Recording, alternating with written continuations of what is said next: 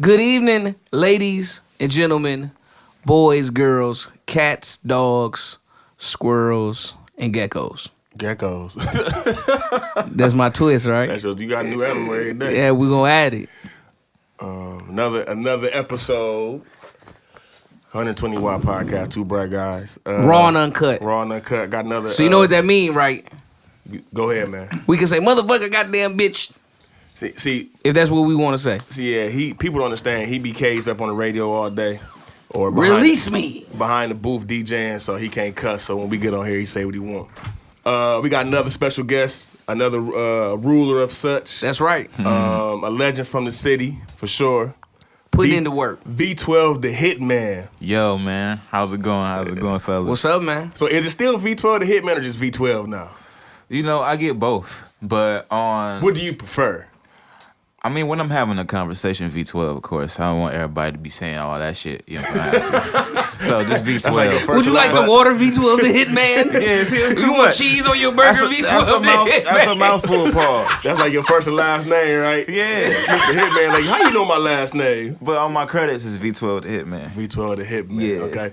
And we really want to get this interview in because I like to do these local spotlights too, and I hate the word local or like urban. Homegrown is the word. Homegrown, yeah. Because I don't know what it is about Grand Rapids, but everywhere else, if somebody's from a town, the people of that town know the magnitude of that work. I feel like a lot of people around here don't really understand how significant you are to the music industry and the things you got going on. So kind of want to dive into that and kind of like a wake-up call as such for the city. I mean, in the origin too, you know what I mean? Yeah, but you know, it's a lack of resources here. Yeah. You know, you got to understand that, like, it's a fish bowl. You only grow as big as the bowl. So if it's not too many resources to get some knowledge from, like, how would you know? What's lacking in Grand Rapids, do you think? As far as what? The resources. Like, what do we need as far as resources to connect us to the outside world? Because it is kind of like we on Mars, right? Yeah, I mean, I don't know how to tell a body of people to travel more. You know, I don't know how to tell people I would say, let fear hinder them to comfort zones. Because honestly, like, I do public speaking. I've been doing that for like the last 6 years to like younger producers, and now it's a company named Vest, and it's on my hat. But it's a ahead of the curve company that actually lets like producers and like indie artists that have songs that resonate on ASCAP and BMI or that stream to sell parts of their royalties to fans. Oh. Gotcha. So now... It's like a stock market for music. It's, you know, music is real estate.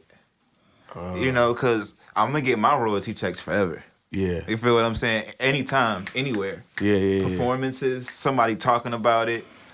As long as it plays for 30 seconds, it's a check. See, I didn't know that. I didn't know you get 30 seconds get you a royalty check. 30 seconds, I think it's 30 on TV, on radio, it's like a minute and 10 seconds. Yeah, or a minute and 20, don't quote me. Okay. Yeah, but something like that. So the company sells a percentage of... No. It's a platform where, let's say me, for instance, I put like a song I did with Lil Uzi Vert on there. Okay. And I offered fans, which is, there's an app for it, I offered them 5% of my song to invest in it, and those fans get a royalty check from ASCAP every 3 months, every quarter. Okay. And if the song does go to platinum, they get a plaque. So they own part of the record. Yeah.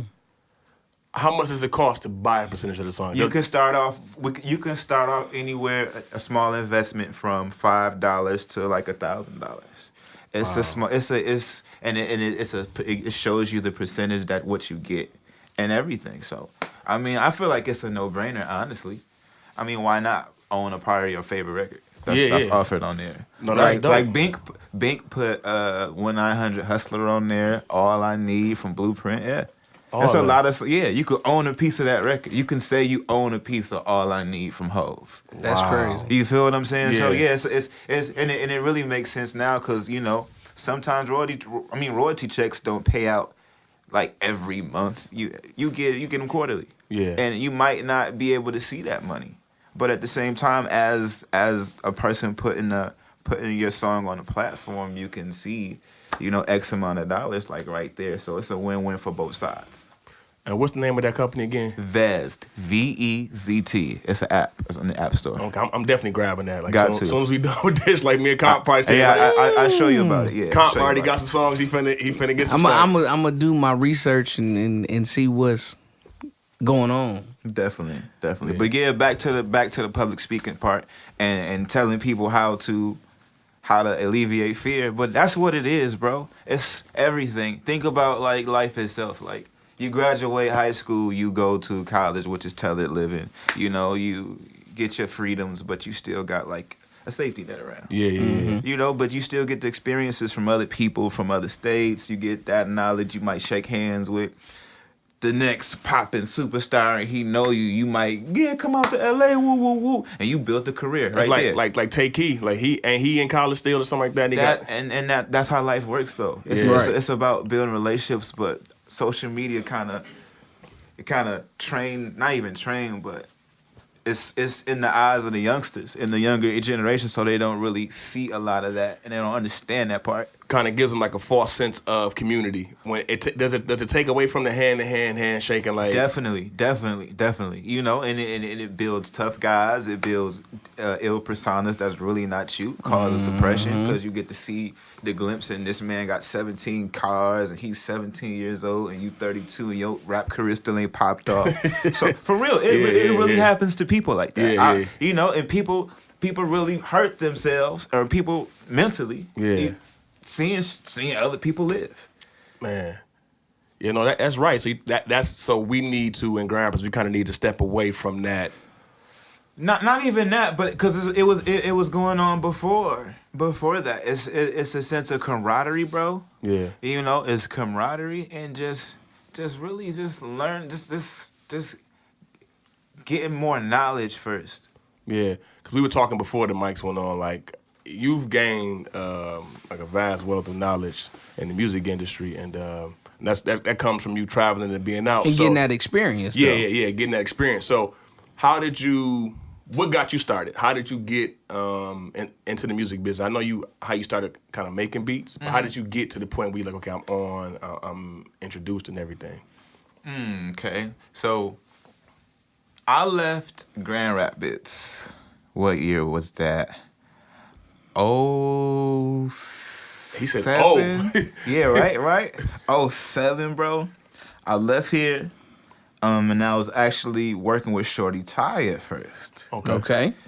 So when I left here, I think he was working with Juvenile at one point, but it didn't never transpire into that. So fast forward. I ran into a lot of Dark Man. LAD.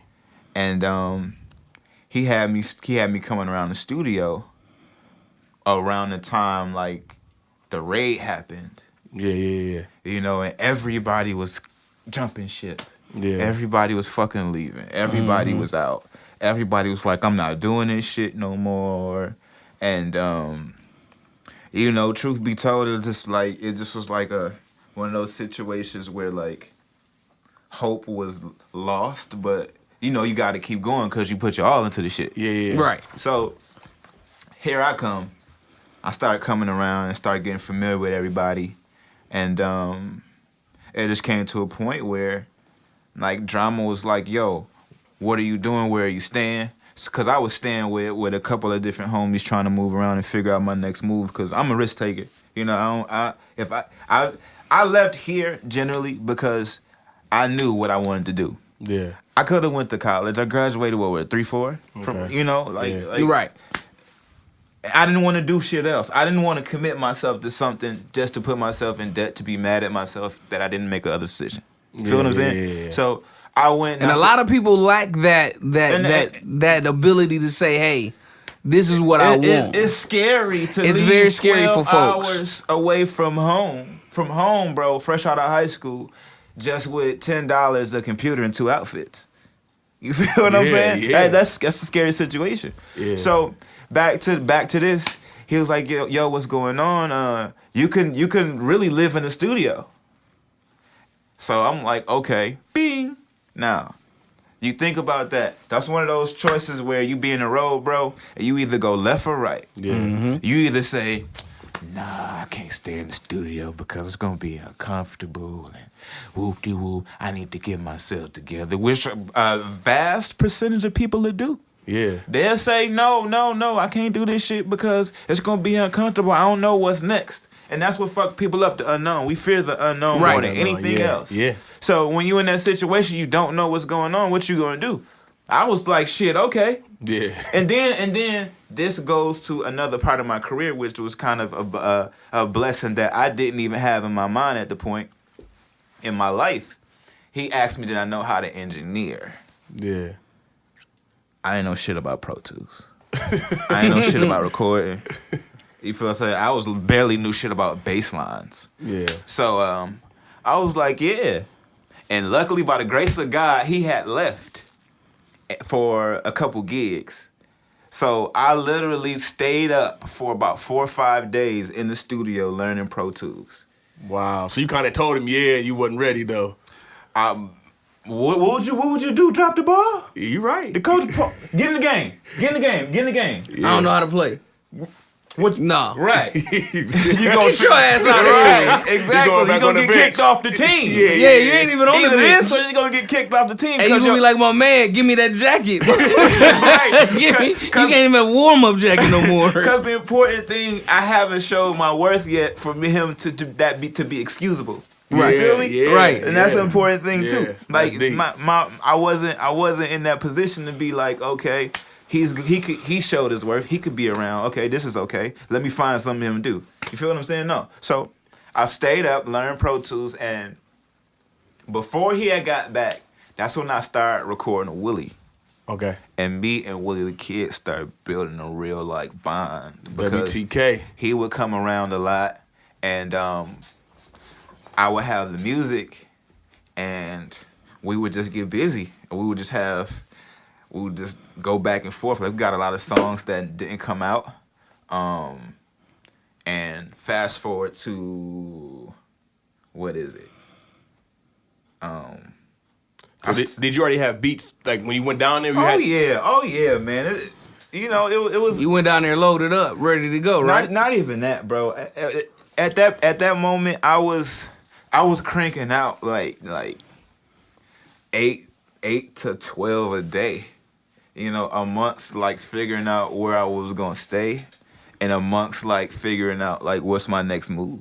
So imagine if you were comfortable in that setting. How many beats you would have done, right? So that's an amazing feat. That's what I'm saying. But you know what? Sometimes being uncomfortable yeah. puts that energy in you to say, you know what? This is It's what a I fight. gotta do. It's a fight. Yeah, And see back that- against the and, wall. and that's what pushes me. Pressure makes me feel good. To be honest, I Like, gotta perform. You know what? I hate to say this. I think black people become comfortable during pressure. Like people, I always say this. Like people will wait 3-4 weeks to pay their rent. They wait the last week or two and they go get the hustling. So I always say that. Yeah. Yeah, though, but yeah, like pressure makes me comfortable. But yeah, so in that moment, let's fast forward. I start engineering the Gangsta Grills mixtapes. Okay. So there's just a piece of history from that day, like it was like 2008, the end of it, to about 2015. I engineered every Gangsta Grills mixtape heard, Wow. every last one. Wow. So Yeah. So like, let that resonate. Hold on. Yeah, Did y'all hear what he just yeah, said? yeah. Hold on, man. say that one more One time more for the time, people in the man. back. Well, from 2008 to about 2015, I engineered every Gangsta Grills mixtape. So everything you heard, every Jeezy, every Wayne, they trusted you to engineer them joints. They trusted me with a lot of shit, to be honest. And I'm thankful for that situation because I learned a lot about myself, and I learned a lot about the music industry that at that age that a lot of people didn't as a producer and an engineer. Because even I came around when Drum was doing his second album, Yeah. and I produced 7 out of 13 records on the album. On the second album? Yeah, Gangsta Girls album Volume 2. That was my first single, To Love for Money. I don't know if y'all remember that. I was about to say y'all probably was in the video shoot. Yeah, I was down there. You know what I'm saying? James Aquani was in the video. I was down before that, but yeah. Okay, so yeah, that was my first single ever. Like really Atlantic Records single. And that's Bun B. Bun B, Flow Rider, lot of Dark Man, Willie the Kid, Gucci. Trey Songz, and Young Jock. That's and a hell of a first single, man. Yeah, you know what I'm saying, and that was that moment, and so much more shit start happening at that point. Like we did the Willie the Kid joint, the Absolute Greatness. I did half of that. Okay. I produced half of that joint. I engineered that as well. Okay. And then we go to. This is when I started meeting. In the midst of doing these Gangsta Grills, I started meeting other artists, and I start like branching out, and which is important. What I was talking about camaraderie here is moving around in like the universe, and Yeah. you know what I'm saying. I built these relationships Yeah. that I still like they still like help me to this day. Yeah. You know, like I can go to a Currency show and say, "Yo, I'm backstage," Yeah. or I can go where like a Rick Ross is and say, "Yo, I'm good." Because you've done songs with Rick Ross, And right? can I add a layer? Because I think this is important. Yeah, Genuine relationships. definitely that. Because I know that you can tell off rip when a relationship is genuine or if someone is on some angle shit. You know what I'm saying? Now you have to be okay. Imagine telling somebody you know how to fight, Yeah. and then you have to fight, Yeah. and you get your ass beat. Yeah. It's kind of like that, bro. It's like you have to go through the shit to get to know what you're doing, to tell somebody know what you're doing. Right. So you can't just know that these motherfuckers is shiesty because they've been shiesty a long time, Right. And they know they know that you fool. Yeah. You feel what I'm saying? So you gotta Right. kind of get You know a what I'm couple saying? fights. I've been in these situations. I've been fooled before. Yeah. You know what I'm saying? I've been fooled. We all have. Yeah, of course, and that's how you not become fooled. Right. You know what I'm Yeah. saying? You got to get bit a couple times. But that's that experience though. Yeah, exactly. So yeah, you know, it goes to those relationships, and like I said, those relationships helped me branch off and build my career as a producer and an engineer because I actually like gained jobs. Like I was Jeezy's engineer for 2 years. Were His you? personal engineer, yeah, from 2014 to 2016. So you've engineered a lot of good Jeezy songs then. I did the Church in These Streets album, the Gangsta Party album, Wow. and Part of Trapper Die 3.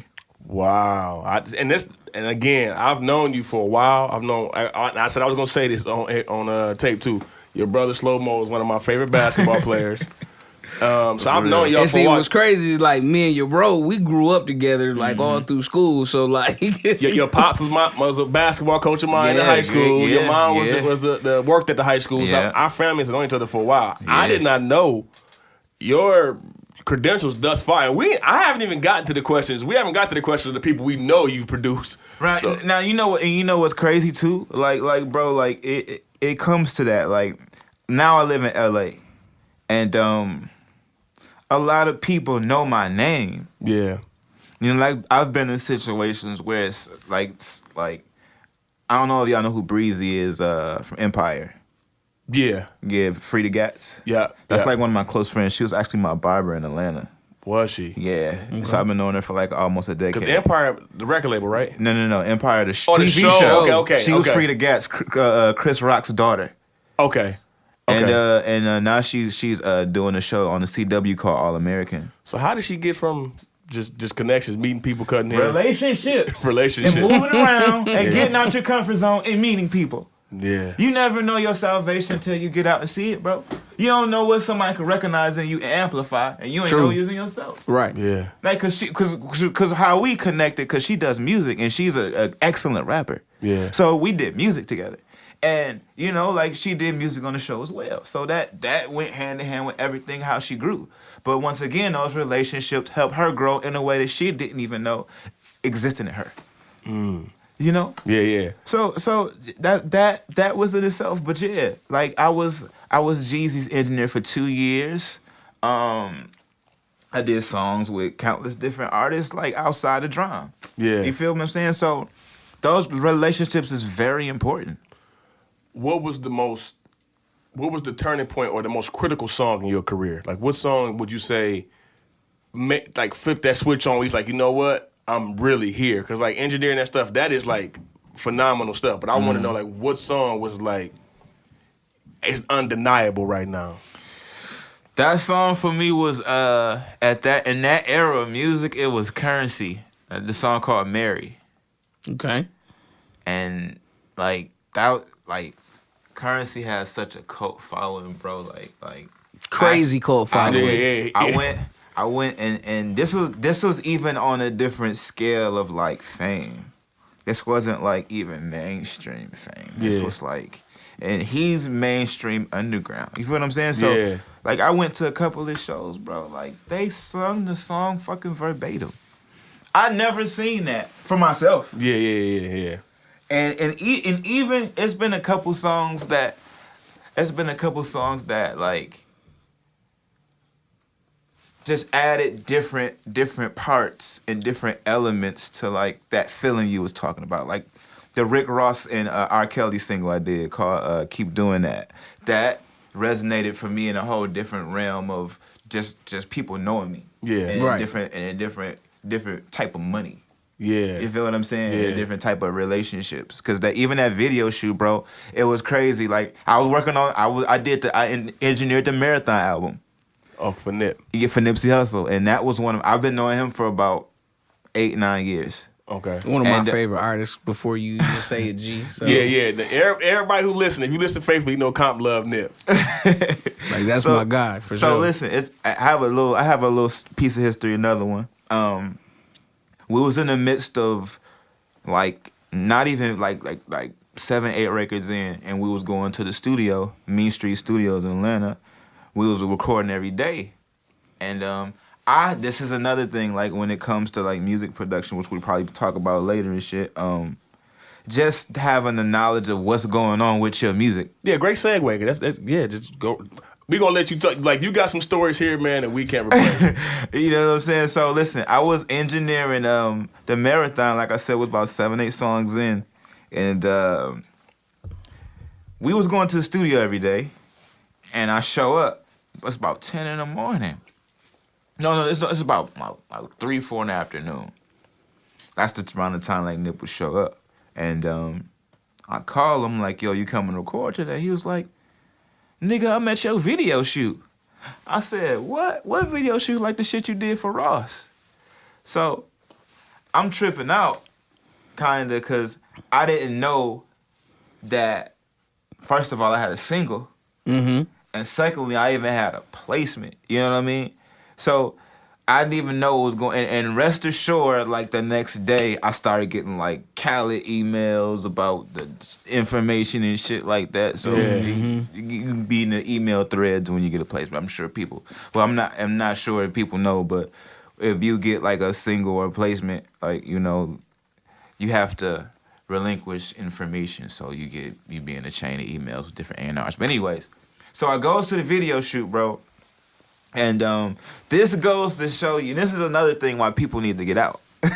So I go to the video shoot, the security guard just kind of like bogart me, like, "Nigga, who is you?" Because it was in Atlanta, like was a Buckhead area, nice big ass spot, like everybody, the Rocco, Tip, Nipsey, Jermaine Dupri, Khaled, like a whole bunch of people just at the shoot. Jeezy. So, anyways, bro, I go to the shoot. Now, mind you, I haven't even heard the record before. So you just gave him the beat and that was it? No. Okay. I had sent some records to Ross, and how it works sometimes in the music industry, like you could send plenty of beats. Sometimes this shit don't get picked. Sometimes it's not third. But if it makes it that far, and artists ain't gonna be like, "Yo, I used your record." They're not gonna call you personally. Yeah. It's a process, and it's a legal process, and it's a process that it's kind of elaborate because you have to. It's real estate. Yeah. It's kind of like you at a table in negotiation. Okay. You feel what I'm saying? Because you have to get your producer agreement. Yeah. And you have to figure out what splits you have. You have to know your mechanical royalties. You have to know about everything when it comes to that, because your money could go to this way and you don't even know it. Yeah. But anyways, at the shoot, bro, I finally get past the security guard because when the A&Rs knew who I was, I had a relationship with him. Yeah. He was like, "You the reason you got a job today." Like kind of screaming on him and shit. Like I'm like, "Yeah, nigga." Yeah. I'm like, "Yeah, nigga. What you mean?" You know what I mean? As I was saying. My bad, Mr. Hitman. So we go to the back. I don't know if anybody's. I don't know if anybody seen the video, but it was the scene where R. Kelly was sitting on the steps. So I'm hearing the song and shit slap. I'm like, damn, you know what I mean? Like this shit cold. So my nigga, I'm outside, and this is to segue to the Jeezy engineering. Now, mind you, I had recorded Jeezy a couple of times, and Jeezy at the studio I was working with drum, and Jeezy is a real private motherfucker. He don't really rock with people like that on a consistent basis. Yeah. So I record him like a couple of times, and he didn't like tell me like I rock with you like that, but we just vibed out. Yeah. But so I'm at the video shoot. I'm about to bounce, bro.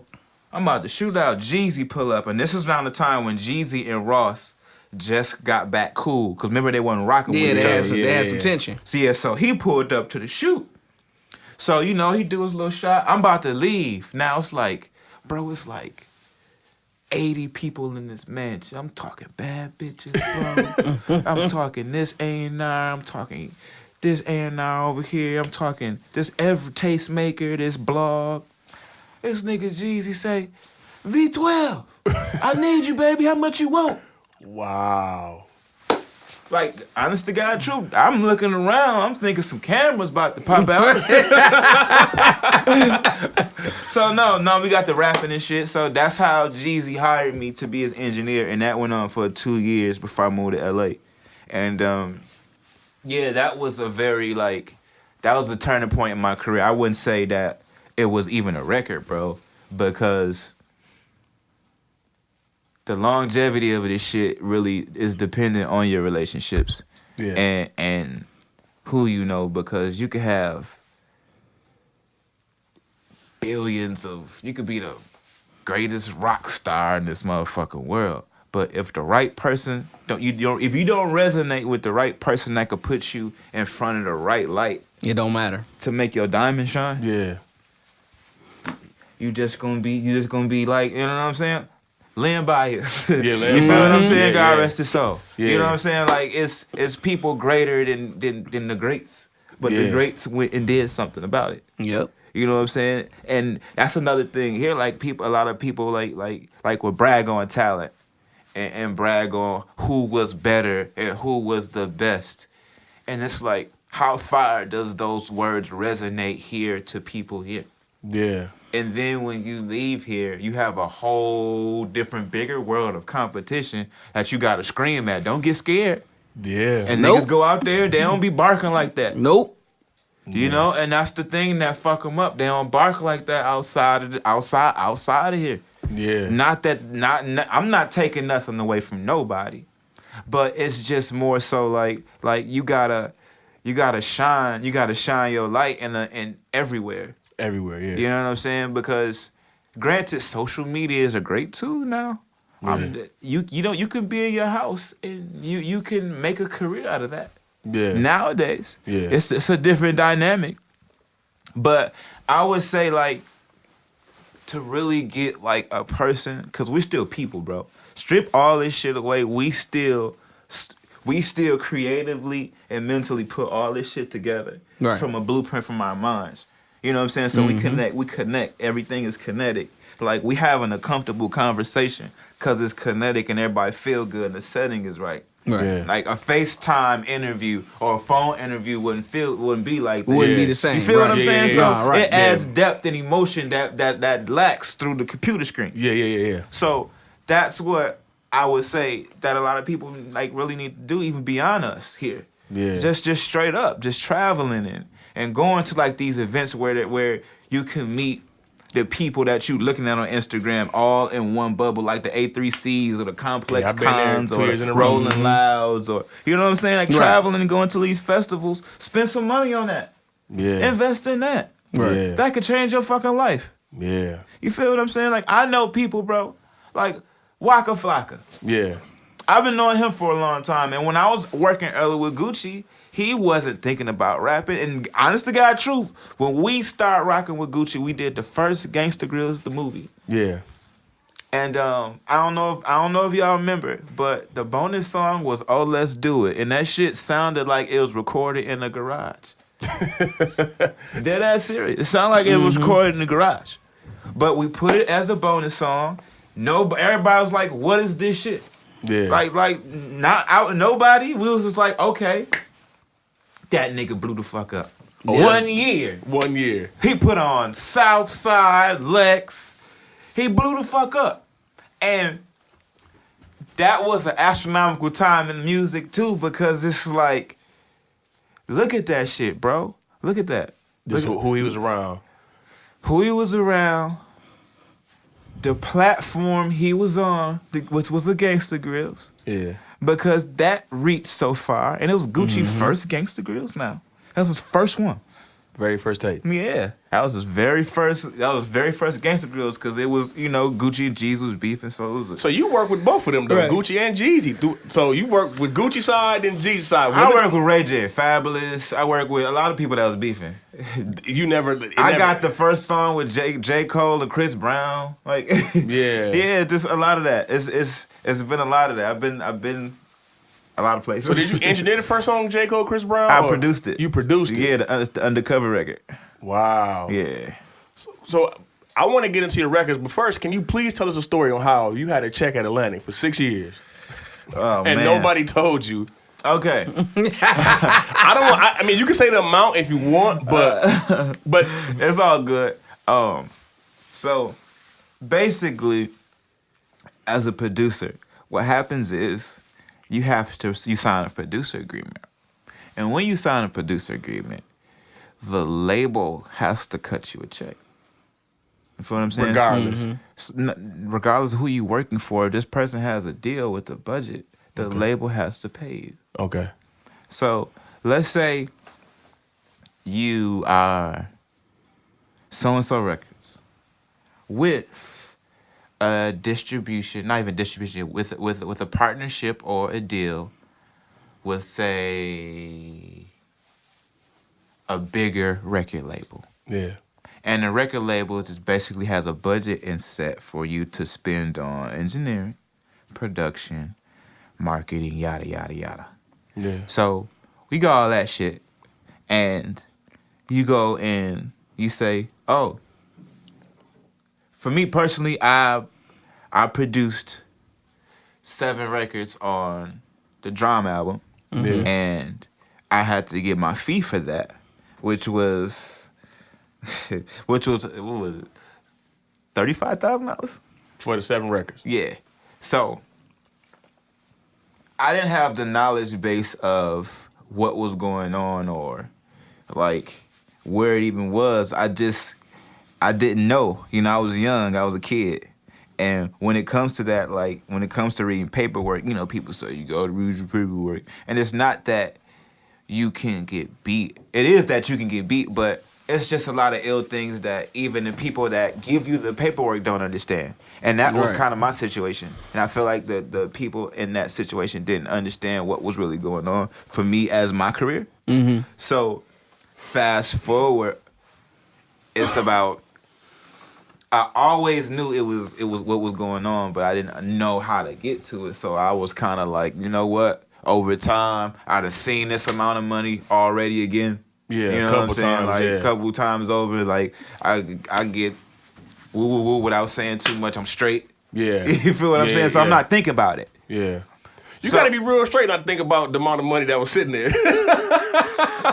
Blessings come in, blessings go. Yeah. But anyways, man, I had moved to LA, and I was actually working on a Kelly Rowland single that never came out. Okay. I was working on a record with Kelly, and when I was out there, it was a lawyer that was going around and not going around, but like looking at different producers that were in the music industry and interviewing them about their business sense and understanding like how their business works and how they've been making it this far in the music industry and yada yada yada. So this lawyer, I don't know where the fuck she came from, bro. She interviewed me, and she goes, I tell her the story. Yeah. And she said, well, and this is where I got my knowledge from her. She said, well, you mean to tell me the label didn't cut you a check? So, if I'm not mistaken, you might have this sitting at so-and-so records right now. So, you know, a light bulb went on in her head. And she was like, shit, just give me X%. It was like, what, 5%? Right. So, Yeah. and if it's there, I get you your money. If it's not, don't even worry about it. I just want to see with you. Yeah. Because I believe you. Yeah. Right. You know what I'm saying? Right. So, I'm building with her. She asking me for producer agreements. I know where to get them, you know what I'm saying? Because you have to keep track of this shit in case something like this happens. Yeah. Because you never know. And this actually opened the floodgate of a lot of fucking money. Because but that was just the tip of the iceberg a little bit fake. Yeah. So, okay. So, fast forward about 3 months. Bro, I'm chilling, bro. I'm honestly like on my phone. Like, what was I playing? I was playing some motherfucking video game, G. And it was from a rep from one of the labels, CC with the lawyer. That shit said, I see that Mac Loggins, which is my real name, has a balance of 38,000. Whoop, whoop, whoop. And your check could be processed in 1 week. Bro, I was throwing. Listen. Bro, I was throwing back. He said he was sitting up playing the game with his phone and got an email for $38,000. Bro, I was thrown back because not even that. It's like just imagine, bro, you've been paying child support for like 7 years. But you don't have any kids. And the kid not yours. And then that you just find out the kid not yours at the end of 7 years. And you like, damn, I done paid all this money. And then the child support people be like, you know what? We gonna give you all your shit back right now in one big whopper. Yeah. What you mean you ain't gonna be like, damn, what? I paid a bit 50 Yeah. over the 6. You gonna give me 50 right now? Yeah. That you knew was there but you wasn't worried about? Yeah. So that's kind of the extras. Yeah. Because you already grinding and moving. So Right. you got an extra 20 by what? 28 coming. Minus the percentage with the shit, you know what I'm saying? You Taxes got to pay your and stuff, taxes and shit. Because it was straight for them. You do your W-9s with the label. You got to pay your own taxes when you get that shit. Or you could pocket that shit. That's why a lot of these motherfuckers be in trouble. Because they don't pay them taxes. Because they do them shows, they be getting these 50,000, they spend that shit on the road. That you know what? I'm got 3 more shows. I mean, I'm having 150 by the end of the week. And they spend that 50 and they have 150. And they buy a whip. Yeah. And they don't allocate what they spending, bro. That account to fucking matters, G. Because that shit'll come and haunt you. Then when your shit slow down, you ain't getting no more shows. The IRS gonna be like, you know, back in 2012, you made $2.9 million. So you gotta pay us $279,000, and we gonna put a lien on the $29,000 you got left, and your crib and everything, and your rent is 10 bands, and you got 1 show coming up next month. Dang. Shoot yourself in the foot, Isaac Hayes. I'm gonna get you sucked. I don't care what you do. Just don't step on my bunion. Step on bunny, I'ma kill you both. I'm gonna kill you both.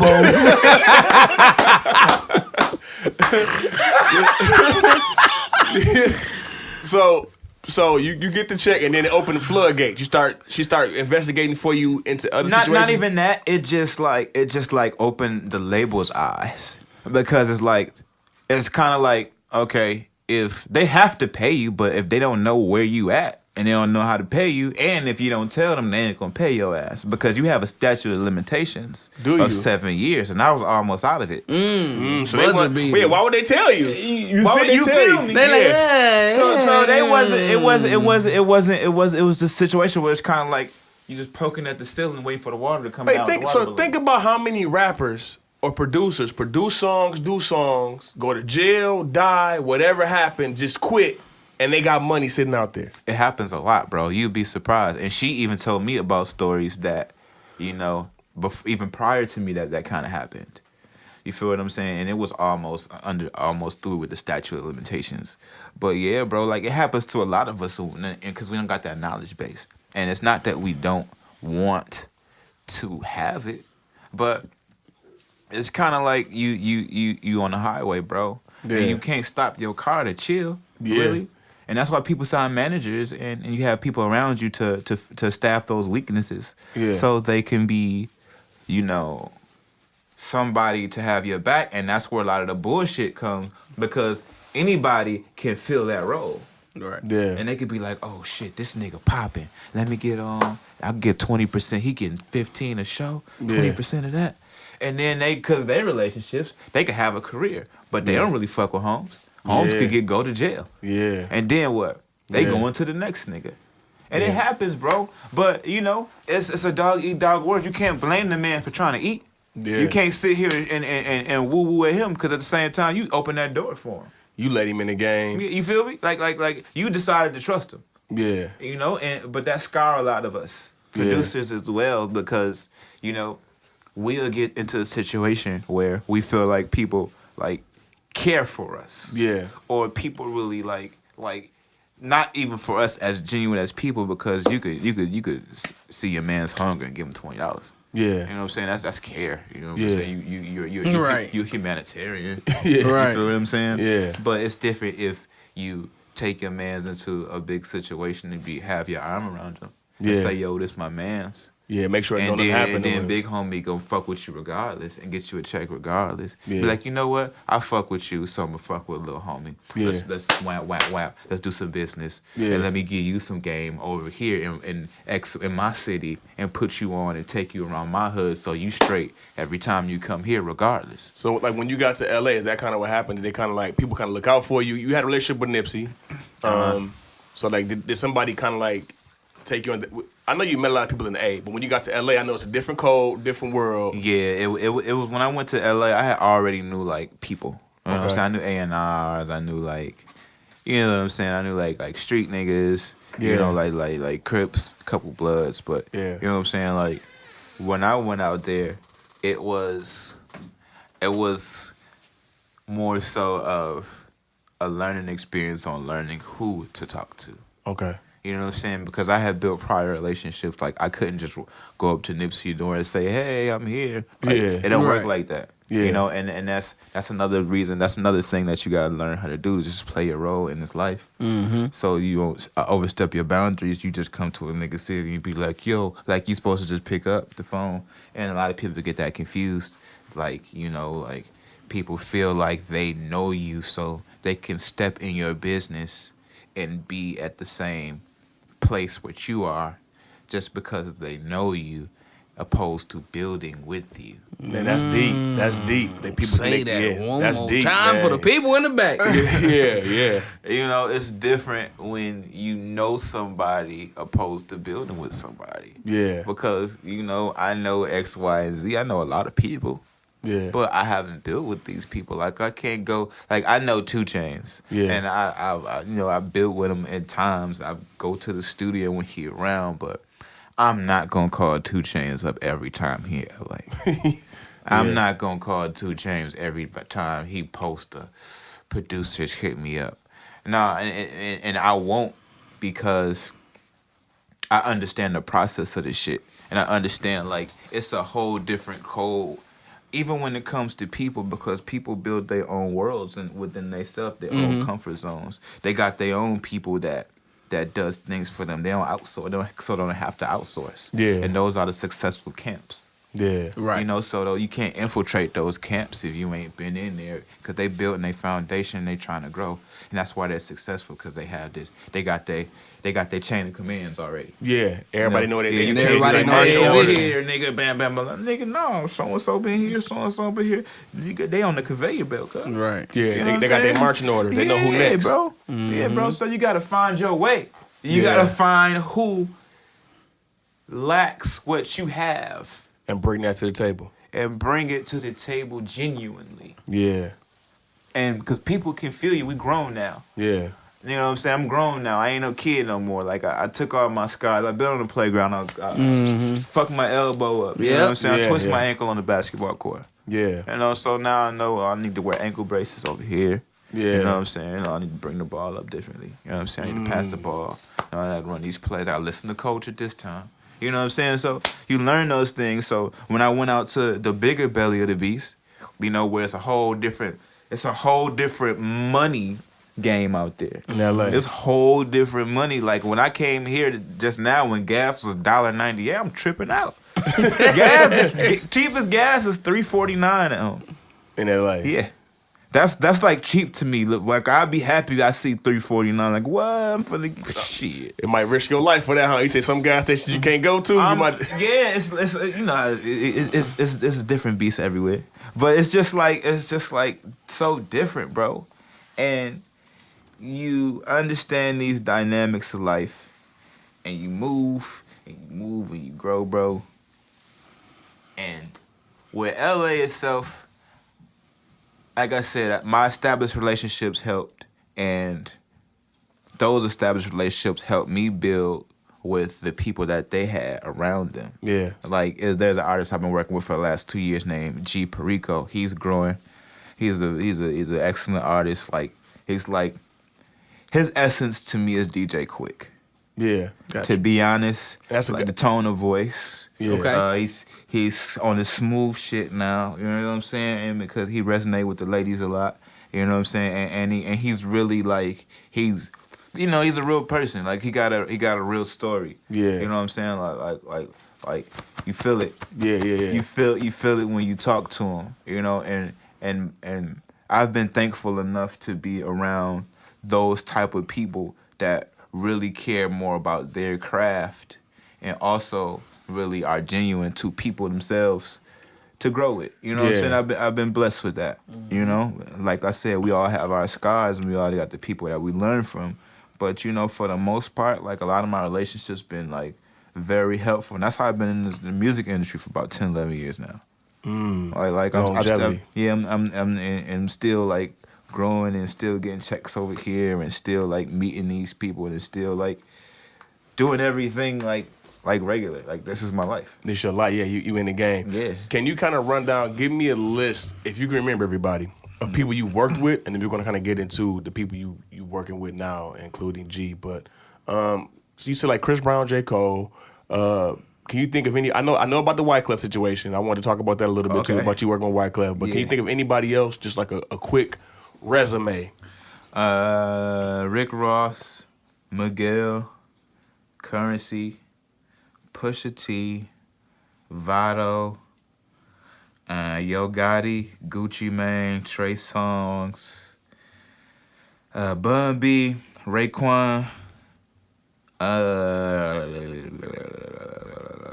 G Perico. You got Nip. Thank you, cause I showed. It'd be so many. I'm when I think about this, I just trying to hear the songs, and it's like a Pandora going on in my head right now. Nah, I can definitely relate to that. You said Nip, Nipsey J. Cole, Hussle. Chris Brown, Kelly Price. No, Kelly Rowland. Kelly Rowland. I'm sorry, Kelly Rowland. Kelly Rowland. Yeah. Who else, bro? This always happens to me. Shit. He got Willie the Kid, Dark Man. Mm-hmm. E40. Did you work with E? Yep, E40. DJ Drama, of course. Drama, of course. Jeezy. Lil Uzi Vert. I said Gotti? Yeah, You said said Gotti. Westside Gun. I like Westside Gun too. You like Gun too, bro? I mess with West. I like Westside. Hey yo, he doing little gunshots. DJ Green Lantern. I actually produced radio shows. Do you? Yeah, nice. I did 3 radio shows. I did Green Lantern show on Sirius XM 44. Okay. I did The Streets Is Watching Gangster Grills radio on Shade 45 for about 6 years. So I built relationships with radio up there, up at the Big Apple. And I did some radio on 107.9 in Atlanta. Okay. Okay. Yeah, so And I did a lot of shit. I wear a lot of caps, bro. Yeah, and it's good. It's hard to replace somebody that could do everything. Any movie placements? Have you had any TV shows or movie placements? Just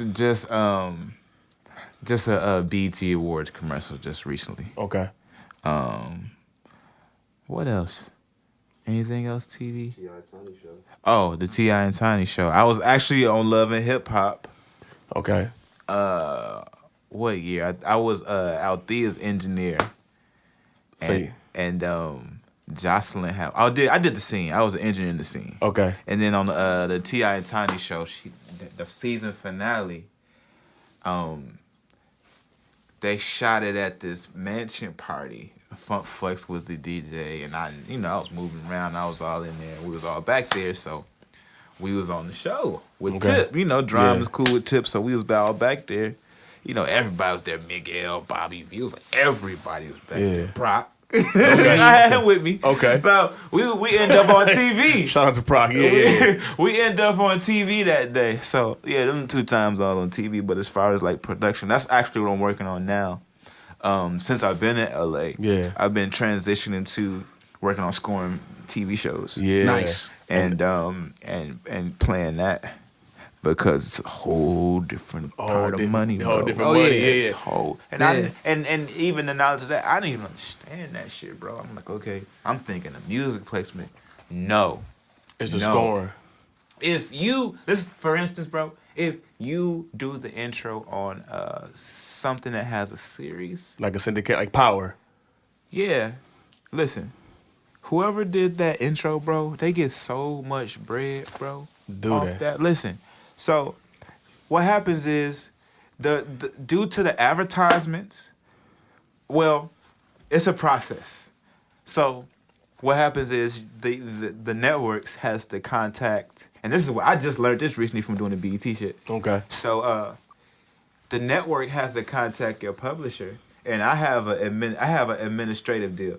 Okay. Just through media. Okay. So it doesn't touch like my placements. And what they do is they go get my mechanicals from YouTube and my mechanicals from all the digital streamers. Okay. And I administer them to get it for a very small fee. Okay. And they pay me every quarter from that. Gotcha. Because that's money that I can't see. I don't know. I don't even know how to scale that shit. And they out there. Yeah, they out there collecting the data and they send me my split sheets and what played. Okay. Kevin Gates is somebody I was working with. Kevin Plies. Gates. That's a big record I did. Keep fucking with me. Okay.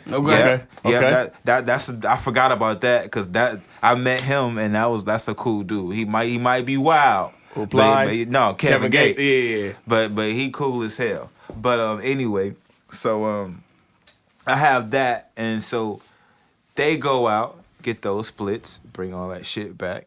And like I said, when it comes to TV, they have to contact either like ASCAP or whoever you publish with. Okay. And they have to get the splits on that record. Okay. So when they get the splits on that record, the publisher they negotiate with the networks to see how much they have to pay you. Okay. So boom. Let's say, for instance, like, bam, I just school you one. I just give people some knowledge out there, give them a little piece of something real. Okay, so the BET shit, my administration, they basically negotiated, what was it, like 3,000 every time it played on TV. What? Yeah. So and that's for a 30-second TV slot, and it's the BET Awards. So they gonna play that every day. So they gonna play that shit. So and it's because of the magnitude of the viewers. Yeah. So let's say you have a power, and so if they play it not nationwide, but if it plays in any city. No, for 30 seconds. It's TV. Yeah, it's TV. I'm saying, so I know it's syndicated, but like, I know they do it regionally sometimes too. So this commercial might run in this region for a week or something. So no matter where it plays. So it's a period of time though. So it's like, bam, it's like 3,000 a week. Yeah. Bang. So you get 3,000 a week. Let's say that runs for 4 weeks. So at the end of the season, you get a check for $12,000 for just a month. You feel what I'm saying? So that's how that shit works. So just imagine you got a power and it's the most viewed fucking show on Stars, which is a premium network, which has plenty money. Plenty money. Your administration could be like, okay, how many shows in this season? Bam. I mean, how many episodes in this season? Bam. So we got 8 episodes. We're gonna wait. You mind waiting? You mind waiting? Okay, cool. We're gonna wait. And at the end of the season, we're gonna see how this does. In the middle of the season, we're gonna see how this does. So let's say it's an 8 season, it's an 8 episode season, 4th episode. They can be like, yeah, let's give us about 150,000. 150 bands. Yeah, cause that shit done accumulated so much money. So much bread. Yeah, from viewers. So and at the end of the season, you get a check for $150,000. I'm about to start writing TV show jingles. I mean, shit, Quincy Jones, he really went into the whole. What? Oh my God, bro. My nigga, listen. I knew, But you didn't know. but I didn't know, bro. And see, I didn't know, and I didn't Quincy know. was getting it. No, Quincy, yeah, the Fresh Prince and all that stuff. Not even that. Not even that, bro. Listen. Oh, in- wait, in touching- in the heat of the night. But in touching so much different stuff. You just touching the tip of the iceberg. Yeah, no, G. I watched this documentary. Troy told me to get the book. I need to get the Bro, book. I'm buying the book listen, tomorrow. Bro. Oh man, bro. Like, and what really like made me feel so good about myself watching that, bro, is the fact that he's still doing shit. Still doing it. Yeah. Yeah. He's still getting drunk and passing out. Facts. Facts. He out there with Snoop Dogg getting his star Yeah. on the Walk of Fame in L.A. He out there with Snoop Dogg. Yeah. Quincy, the legend. Quincy Jones hanging with Snoop Dogg, probably smoking hella weed. He still do all the drugs. Yeah. He in his 80s, ain't he? In the 80s, I think he Listen. like 79, 80. Listen, bro. I think he got like 5 girlfriends he or some 80. shit like I that. think he like He got a I think he had 5-year-old. an 80th birthday already. Yeah. No, he passed out drunk at his 80th birthday. Yeah. Yeah. Bro, He said Bent he got like a elbows 5-year-old. in this bitch. Did you say you had a 5-year-old, bro? No, I said he got like 5 girlfriends. Oh, yeah, no, he do. He do. Yeah, he out here. Yeah, he out here. But the thing honestly, like for that, for me as well, is just the fact that like his accolades, bro, and like shit that I learned about him, like I forgot her name, bro, and I should be knocking myself out for this, like from him finding the girl that did "It's My Party If I Cry If I Want To," Yeah. Mm-hmm. like being like one of the head people I at want to Mercury feel like her name Records is is like bringing them out of debt. Yeah. He bought Mercury Records out of debt with that Yeah. joint, bro. And he went on to do like 18 more like singles, bro. Killed Yeah. their ass. Like The Michael Jackson history with him alone. the Frank Sinatra history The with Sinatra the ring, shit. bro. Yeah, the ring, yeah. Like to the point where Sinatra's like, listen, if he can't sleep or eat here. if he ain't as good as I'm good, then fuck y'all. Listen, bro. And Like, we talking in the height of this is your drinking fountain. Yeah. I'm gonna turn you into nigga pie. Yeah. listen. That goes back to relationship, bro. That changed that man's life. He showed him a whole different Rich. Yeah. Mm-hmm. Yeah. He showed him a whole different, like, shut down the restaurant. Like, y'all not doing nothing. If this nigga Yeah. is not doing my shit, Yeah. I'm not playing here. Yeah. Fuck y'all. Yeah. If this black man, if this black man is not doing my music, we not rocking. This is Frank, bro. Yeah. You know And how then- big that is? Yeah. And everybody, whatever Frank wanted to He had him do, right. He said that he was like this the first person to show me that if whatever I wanted to do, or he did whatever he literally wanted to do, Yeah. bro. And that within itself, like look at Jay-Z, bro. Look how he empowers people little by little. That's not even about here. Take this. Like, bro, it's like a growth, bro. And it's like I'm empowering this person. Like, just come with me. It could be simple as going to a basketball game and just sitting next to Hov now. Yeah. You up. You up. Because you look that way. Yeah. Because you figured out the Rubik's Cube of how to get next to him. Yeah. And that's what Frank did for motherfucking Quincy Jones. It's that bro. stamp. It's that step. And you gotta think about it. And that man had like, has the highest selling album of all time, bro. I think it's 130 million sold. Yeah. That's records. Yeah. That's physical copies. Physical. Them. Yeah. That's wax, bro. Yeah. That's a What? whole different. What? Yeah. What you mean? And then like I look up to Pharrell personally. Yeah. Is that your like your men's idol kind of? Have you worked with him? Not at all, bro. I have. So you forgot all about I it. got it's a hidden gem, bro. See, and this is another piece of history. Cause then they do a Gangsta Grills. I was before my time. Was that right before? That was Yeah, before. that was okay. 06. That was okay. 06, 05, 06, okay. I think. Okay. I did a record on Drum album on Quality Street Music called Clouds, and it has Rick Ross, Miguel Currency, and Pusha T. But it was around the time when we all put our opinions together, and we really all executive produced the projects because it was a compilation project. Yeah. So with that particular song, we sent it out to a lot of people, and it's crazy how that song that came together. And that song itself opened the doors for like Ross and Currency, and those were 2 separate placements I got from that song itself. Yeah. But anyways, put together a record. In the midst of putting together a record, we got it to Pharrell. So I actually have a Pharrell verse with Clouds. I got a Janae Aiko verse that's never hit Early in the on. airwaves. Yeah. She actually did a whole record to it. And yeah, so I worked with Pharrell, I guess. But but it was a dope situation. But I look up to him, Timberland, and Just Blaze realistically, because they got like 3 different Styles. and Bink, bro.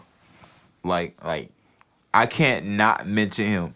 Like he mentors me now. Okay. You know what I'm saying? Like I talk to him every day. Nice. Like he has FaceTime me like and school me on shit. And we need that.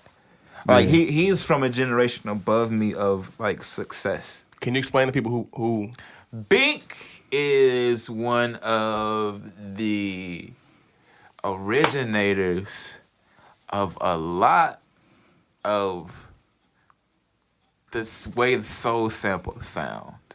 Like the Big Church. Like before, Yeah, he's a beast. before Just Blaze came around, like out Blueprint 1, everybody get that soul sample? The Then the Ruler's Kanye. Back. Yeah. like that sound, Yeah. and fucking 1-900 Hustler, that sound. Yeah. Big People think instruments. that's Just Blaze. Yeah. But that's a Bink. And Jess, Jess was I don't know how the situation worked, 'cause I told don't quote me, but it was Bink, bro. Yeah. All I need, Jay-Z. Y'all remember how the rule was? Yeah. In 01? Yeah. When the Blueprint 1 came out. Yeah. The whole air was different. Yeah. Yep. And that was Bink, bro. Bink brought that element.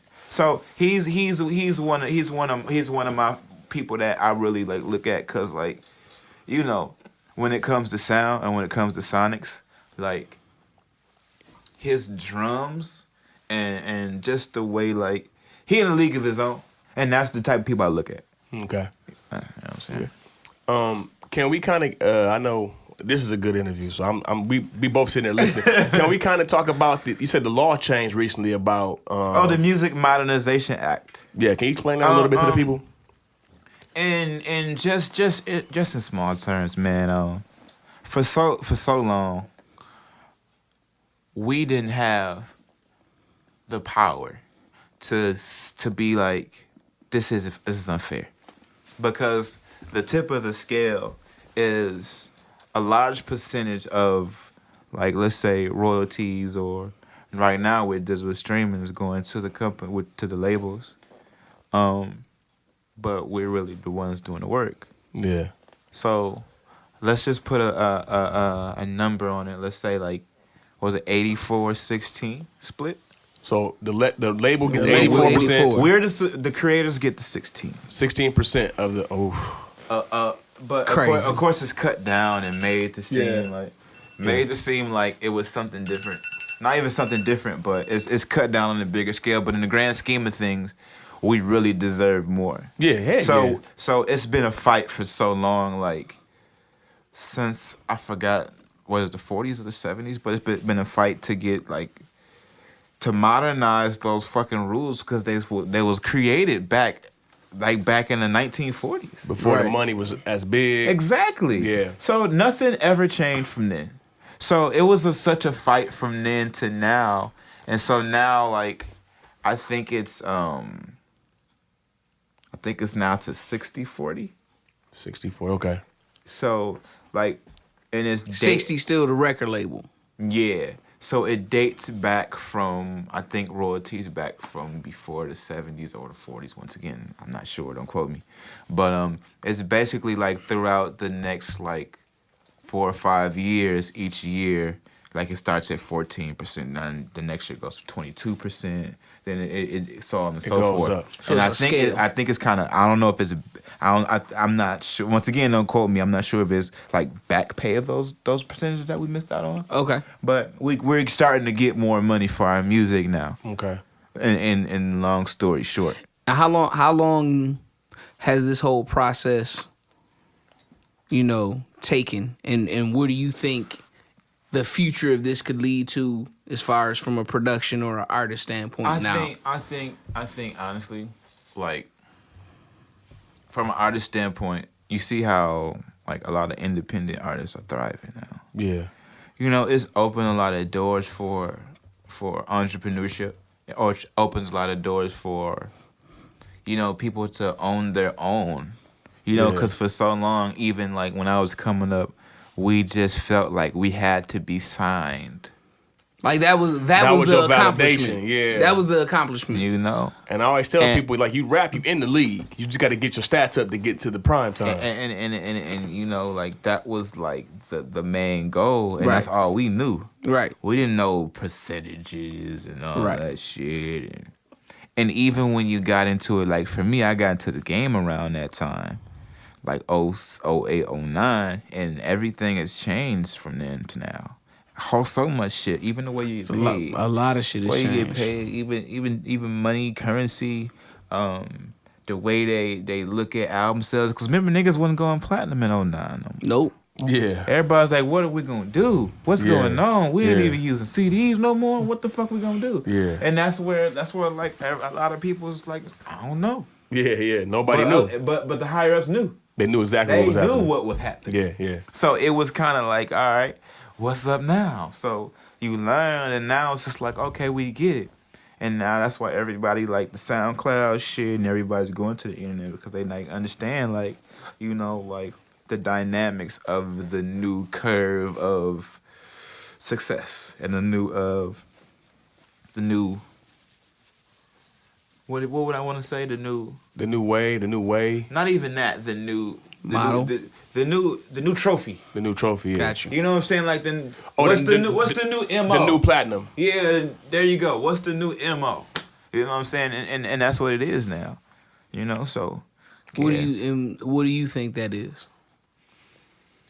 Because I feel like, and you touched on the whole social media thing and everything. I feel like a lot of people have That was put, before the mics was on, so you might want to. I think a lot of people put stock into how many likes or all that other stuff. So is that another measurement now to? I'm even learning that that's a measurement. It's definitely a measurement, bro. Like that's your new net worth, kinda. And I don't want to scare people into thinking that they have to do that to be successful. Or they got to buy the likes, because most people are buying them. That's not true, but it definitely helps. That's definitely a good business card. Yeah. You feel what I'm saying? No, I got you. Like like you look at the people that got like millions of likes or millions of followers, and now they got like companies posting them and companies sponsoring Paid them. partnerships. You feel what I'm saying? Right. And so you get a check. Slim Tummy Tea. Yeah. So definitely it's good to have that. That's a whole new way of money. Like you see the little kid that 22 million. Yeah, YouTube. By playing with toys. Yeah. My daughter was like, Dad, we need to talk business. At 9, it was like, I want to be a YouTuber. Now, I'm gonna tell you the thing. Like your parents don't even understand that's a way of getting money now. That's a way of getting money. Some people in our generation don't understand that. That Nope. too. Yeah. That too. And they don't even know how that happened. Yeah. They're like, what? 22 million niggas is now I want to learn about computers. Now niggas want to do computers. Yeah. But yeah, bro, it's like that though. So it's everything is a whole it's a lot of new shit. But you just gotta travel to get the knowledge. And there's people that know this shit, bro.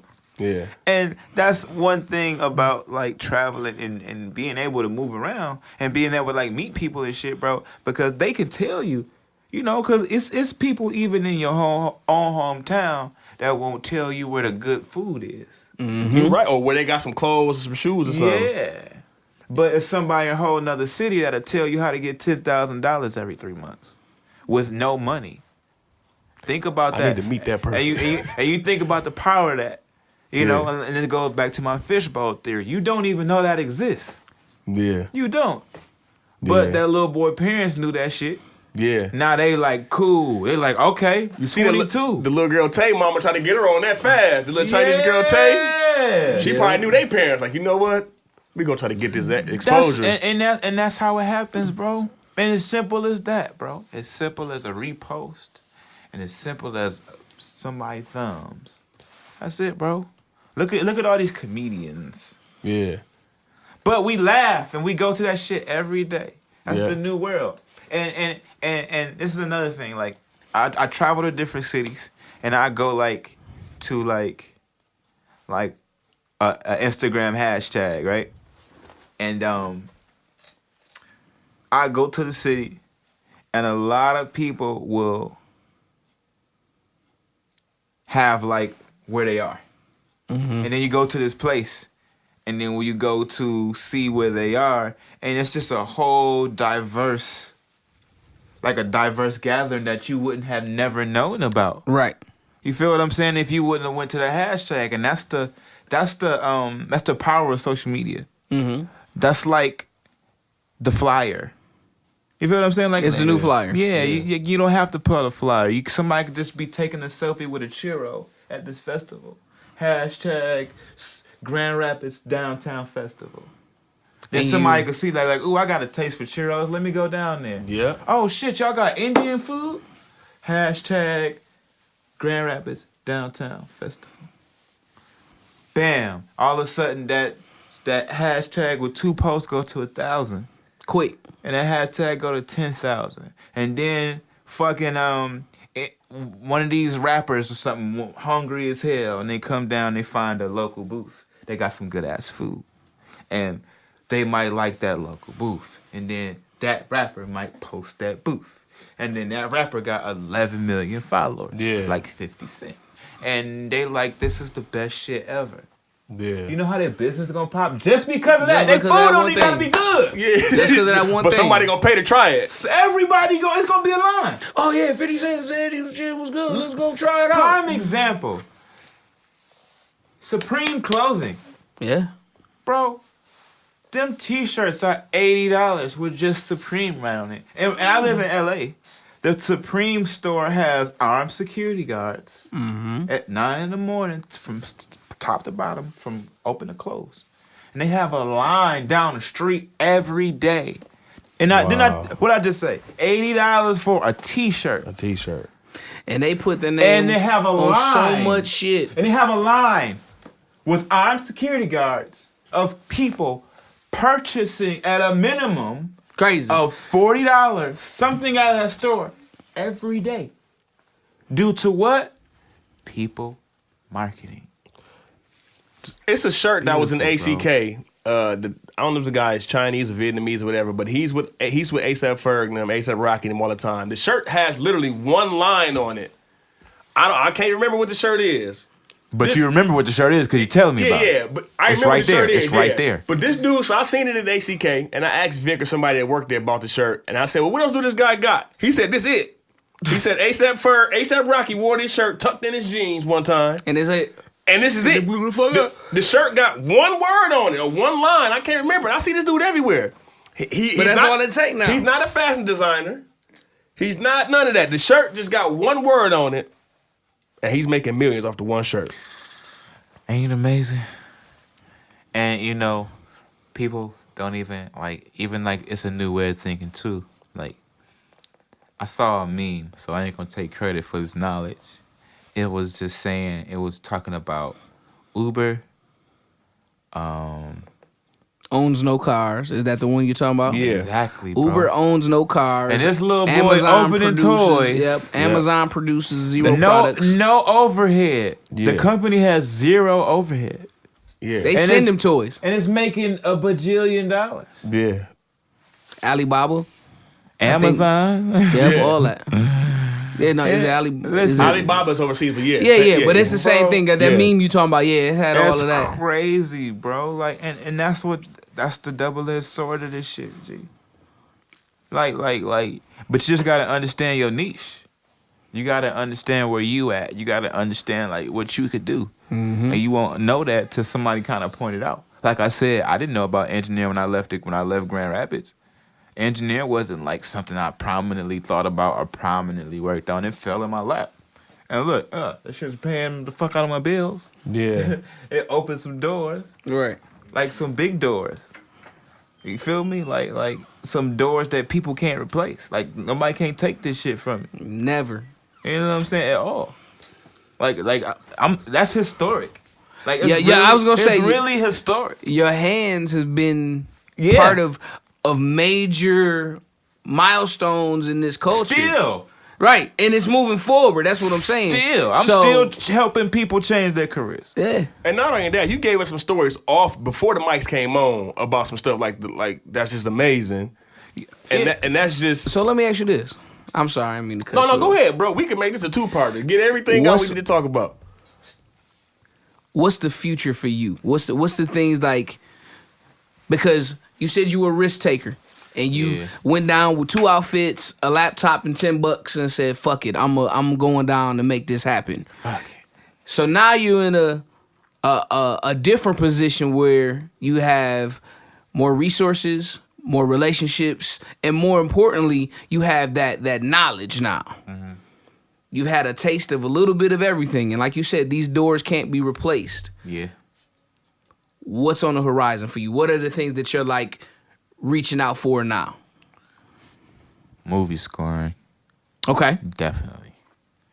Like, honestly, like when it comes to music for me, I could rock out with no artist with my music. And a lot of people rock out without artists on my music. Like instrumentals. Like you know what I'm saying? Because it's a vibe for me. It's not like when I make music, it's not like I make it for anybody. You know, it's just like how I feel. It's spontaneous. Right. Like, pew, pew, pew, You using the music to tell a story. Yeah, and I can't really replace or recreate the music the way it sounds because it's just natural. Right. You feel what I'm saying? It's just a natural flow of like it's just my 1-2. Like that's how I move. Right. So I would say scoring movies and doing TV, like that's one of my things because it's like I wanna create one of those scenes. I wanna create like the point where you start to understand the dynamics and the change in the whole movie. You know what I mean? Right. Like I want to grant that. You know, Right. I work with artists, and I think that when it comes to appeasing to millions of people and really giving people that feeling, Right. like when it comes to music, like I want to give that, bro, on a bigger scale. And also, I think that's a whole nother realm of just like meeting different energies and different people and meeting different vibes and just opening different doors. Right. You know, because it's honestly levels to life. It's honestly levels to life, and I feel like when it comes to music, urban music, like I'm starting to understand the pattern of what's going on, and it's not a bad pattern. I feel like it's like the Lakers. If I could put it in basketball terms, like it had to go through a recreating process, a rebuilding. And for the record, that's been my squad. I'm a Laker guy, even Yeah. when they were terrible. So Facts, G. You know, and I feel like a lot of us, even as consumers, are trying to figure it out. You know, trying to figure out what's going on, trying to figure, because it's a new rapper every day. It's a new rapper every day, literally. You know, so I go to sleep and I wake up and I'm on social media and it's this hot, or so and so got $17 million to his ear from Jacksonville, Florida. Even as a DJ, it's just like, how do you keep up with? And it's so much fucking music. It's so much music. And you know, because the doors are open now. And now that social media is the new world, and you can't close your eyes from it. You can, but you can't, because that's where all the information is now. Mm-hmm. You know, would you rather walk down the street and grab a newspaper in the cold weather, or would you rather go to WZZM13.com or go to their Instagram? Or so-and-so post something happening on Franklin and Eastern, then you go to the website. It's right there. Everything's right there. You don't have at your fingertips. You don't have to outsource for your information.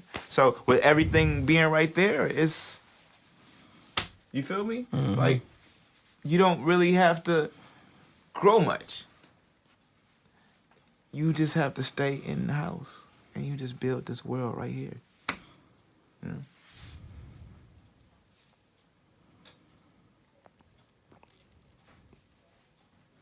Well, No. y'all just trying to get. No, we trying to let you finish the thought process, because like, you're in the midst of it right now. Like, you're in the middle of everything that's happening. Right. The movie scoring, I think, will separate you, because a lot of producers aren't really going that way. They're getting comfortable. They're making a lot of money. Not even that. It's a different route. It's a different ball game. It's like, bro, like, you have to imagine you gotta be that person to change the moods of millions of people. You got a movie coming out, and if that shit don't hit right, you bomb this fucking scene in the movie. And that's funny, it means everything. It's pressure. It's a different amount of pressure. Yes, and you like the pressure, but it's like the new Peel movie, Us. He had I Got 5 on it in the commercial, the new promo commercial, and that song made just as big of an impact as the whole preview did. Everybody was talking about that song again. But it was the way that the song was presented. And that's music direction. Yes. You know what I'm saying? That's a good music direction. Yeah. Now, and when I said scoring, I don't know if y'all even saw any of the Despicable Me's. Yes. Pharrell scored all the movies. That soundtrack was the every, shit. Like, the music and everything, and listen, too. As you're watching the movie, you know how you're walking down the street and boom, everything goes. Pharrell did all that. Yeah. Yep. You feel me? Like, that's what I want to do. Yeah. Like, that shit seems so fun to me, bro. Yeah. Like, the animation, like, this, you're doing it for kids, bro. You got to capture this view. You got to capture this feel, bro. Yeah. And you get the fun. And it's jamming, bro. Yeah. It's really jamming, Definitely. like Happy. Yeah. Like Happy itself. Yeah. Like, he just dropped that and just left, bro. And I mean, How much power do you gotta have to do that, my nigga? in the dope part with, like, the animation and all that other stuff, there's no boundaries. And bro, and here's the thing. Okay, as a producer, you kind of have to compete with so many other layers of producers and homies and cousins and A&Rs that's close and emails, and just to almost get to an artist session to possibly get a placement on an album. Yeah. But let's say Warner Music or the music director believes in you, or you got like Hans Zimmer.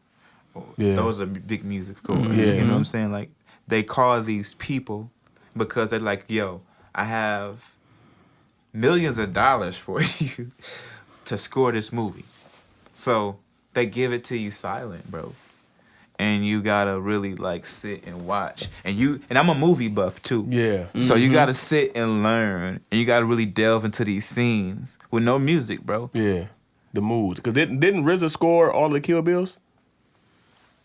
Yeah. I'm hip to it. Exactly, that's another thing too, bro. And when you scoring any music director, bro, like, you can pull an old school record out. As long as you could get a Curtis Mayfield record and put it in on like a segue to another scene. Yeah. And then you put your shit on there. And then you could do anything. Like it says, no boundaries, bro. Like I think like, also video games are that too, bro. is into that territory That too, with the bro. storytelling and everything as far as scoring and really crafting the soundtrack to the game and adding another layer to the experience. And a lot of the even the movie companies are getting more comfortable using urban music in their movies to kind of cross advertise to a different genre of people. Yeah. You feel what I'm saying? Like look what you said. The Us. I got five. You remember that shit? Yeah. Right. Because it relates to a whole different period. Right. Of time. You have an emotional attachment to that Right. song Right. initially. It's a time machine. He's totally There you go. changed it to something else. Music is a time machine. So let me ask you Yeah. this quick, because you said that you know in the movies and stuff and the whole scoring. Uh,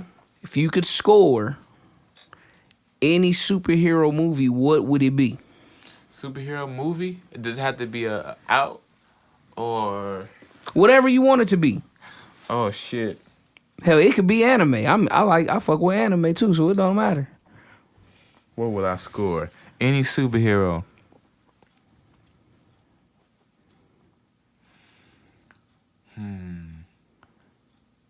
Old Man Logan. That would be ill. I think that'll be like, because he's like out of it. Not even out of it, bro, but he's just like, he an old soul. You know, he's seen so much.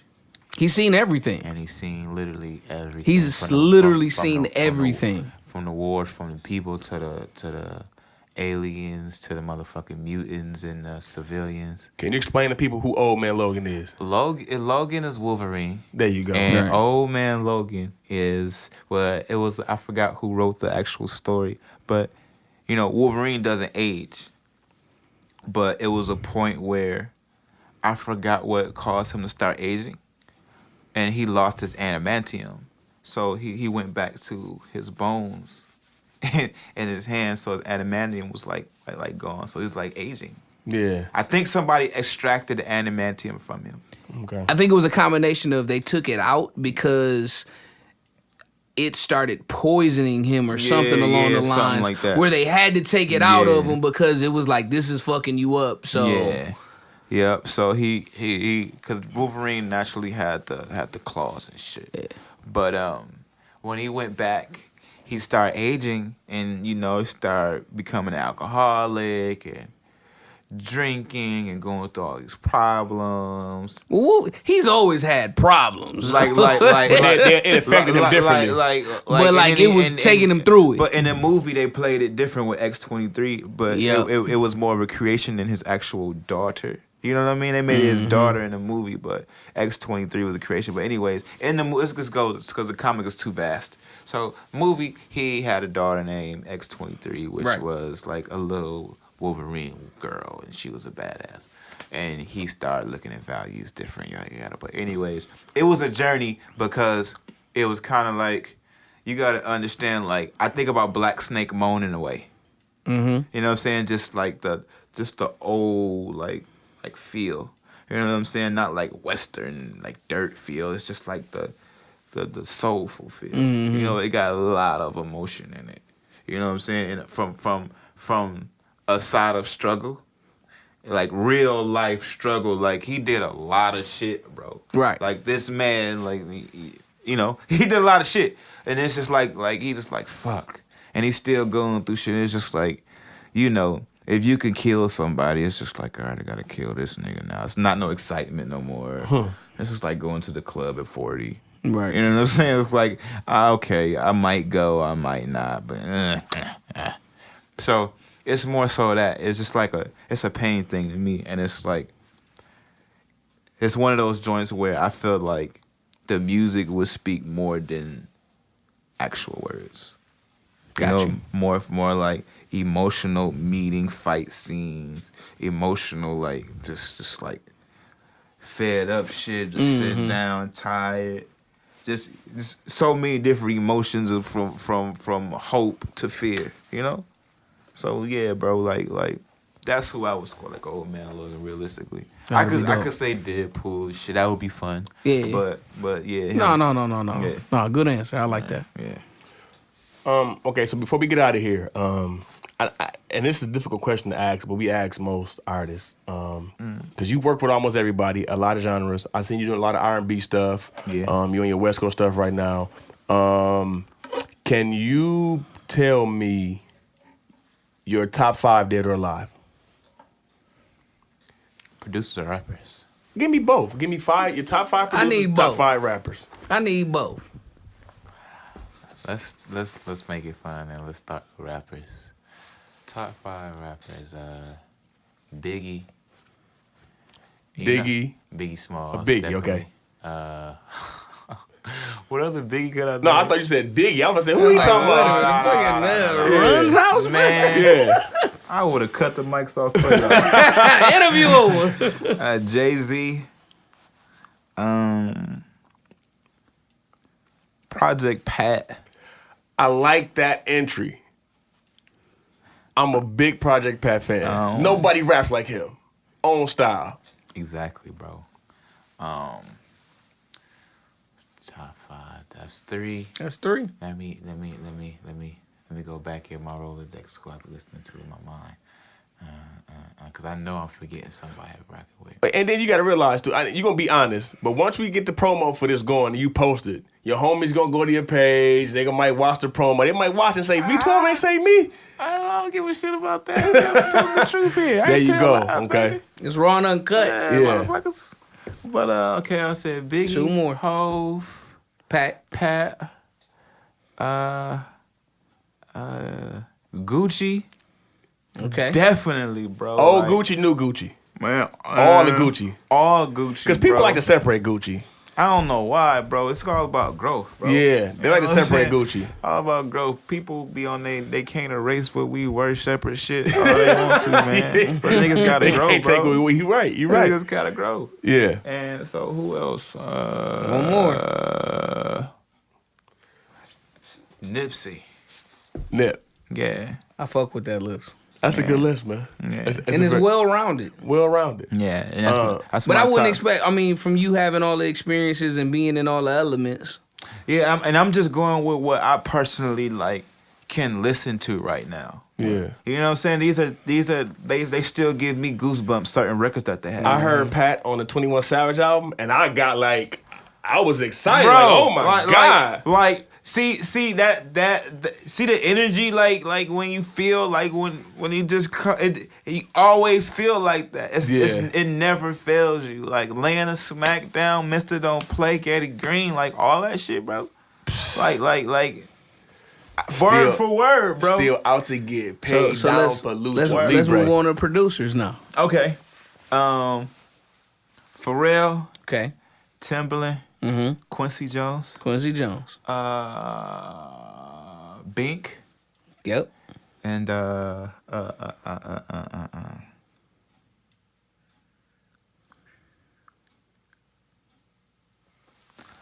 Boy Wonder. Boy Wonder. And you see how fast he got to that producer list? That was real quick. That's good, man. That's good. Yeah, I'm in that realm. Like, You in that realm. But that's you in I'm- that dojo with them. It's like I'm a hooper too, and Yeah. I use the rappers as the NFL players. I think that's a great quote. That's no other way to end it, man. Hey, I appreciate you coming Yeah. fuck with us, man. Oh, I no, definitely I appreciate enjoyed y'all having me, man. Oh, yeah, man. We got to do a part 2 because, like I said, it's a lot more we talked about before. Man. We still got to cover. Yeah, you know? yeah, and we gonna chop this up and get it out. But I'm definitely coming to LA soon, so we'll chop it up more out that way. If you're Just free. holler at me, man. I'm always free, man. Make my own schedule. Yeah, see, I gotta get like you, man. So with that being said, man, we appreciate everybody checking us out. Any social media handles, let everybody know. At V12 THE Hitman all across the platform. That's Twitter, Instagram. Yeah, I guess that's all I have. I don't have a YouTube channel yet. I guess I'm gonna be developing that this year.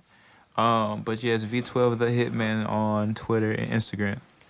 Okay. And, There it is. You know where to catch us at 2 Bright Guys. The on number 2. IG, the number 2. Bright Guys, the word spelled out. DJ Composition. Yes, I'm sir. the youngest of the OGs. Slow Mo in the building for sure too. One of my favorite. What's up, brother? Slow Mo was goody. One of my favorite. Burn hoopers, Robert. man. Danny Glover. And with that, on that note, man, we out, man. Y'all You be supposed safe. to say it, bro. You messing up. All right, y'all. Keep it locked. We'll be back, man. You know what we do.